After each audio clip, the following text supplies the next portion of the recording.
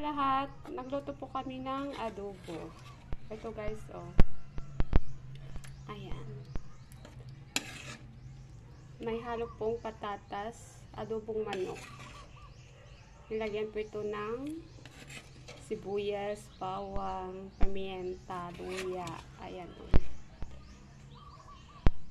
Ayan, light sauce, suka, at asukal. Ayan, oh. Sarap. Masarap na pong ulam to. Ayan.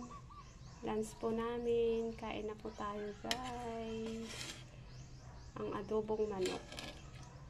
Ayan.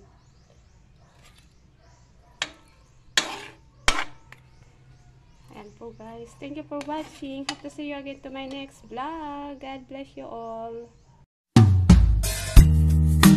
Deep in the shadows, I know it's hard.